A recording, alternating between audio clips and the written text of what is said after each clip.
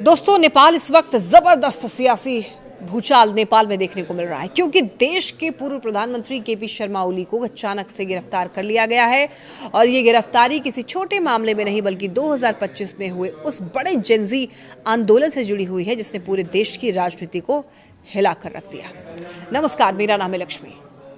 देखिए, पुलिस के मुताबिक ओली को उनके घर से हिरासत में लिया गया है और उनके साथ उस समय के गृह मंत्री रमेश लेखाक को भी गिरफ्तार कर लिया गया है, क्योंकि आरोप ये है कि इन नेताओं ने उस आंदोलन के दौरान हुई हिंसा को रोकने में लापरवाही बरती, जिसके चलते 70 से ज्यादा लोगों की मौत हो गई थी और सैकड़ों लोग घायल हुए थे। ये वही आंदोलन था जिसमें नेपाल के युवाओं यानी जेन जी ने भ्रष्टाचार, बेरोजगारी और सिस्टम के खिलाफ सड़कों पर उतरकर सरकार को सीधी चुनौती दी थी और हालात इतने ज्यादा बिगड़ गए थे कि सरकार तक गिर गई थी।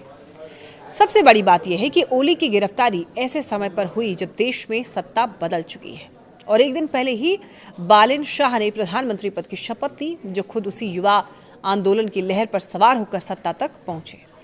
बालेन शाह, जो पहले एक रैपर और फिर काठमांडू के मेयर रहे, अब नेपाल की राजनीति में एक नए युग की शुरुआत का चेहरा बन चुके हैं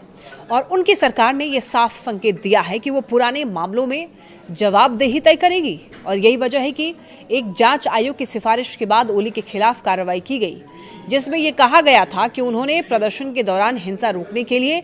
जरूरी कदम नहीं उठाए। और इस पूरी घटनाक्रम को सिर्फ एक गिरफ्तारी के रूप में नहीं देखा जा रहा है, बल्कि इसे नेपाल की राजनीति में एक बड़े बदलाव के संकेत के तौर पर भी समझा जा रहा है, जहां पहली बार युवाओं का दबाव इतना ज्यादा मजबूत हुआ कि उसने सत्ता तक बदल दी और अब उसी आंदोलन के आधार पर पुराने नेताओं से जवाब मांगा जा रहा है। हालांकि ओली ने इस गिरफ्तारी को राजनीतिक बदले की कार्रवाई बताया है और ये कहा है कि वो कानूनी लड़ाई लड़ेंगे,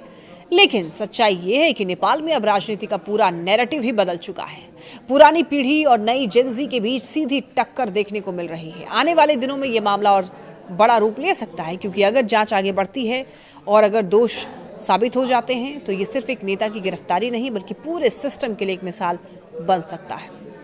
तो कुल मिलाकर नेपाल में जो कुछ हो रहा है वो ये दिखाता है कि जब युवा सड़क पर उतरते हैं तो सिर्फ सरकार नहीं बदलती बल्कि पूरी राजनीति की दिशा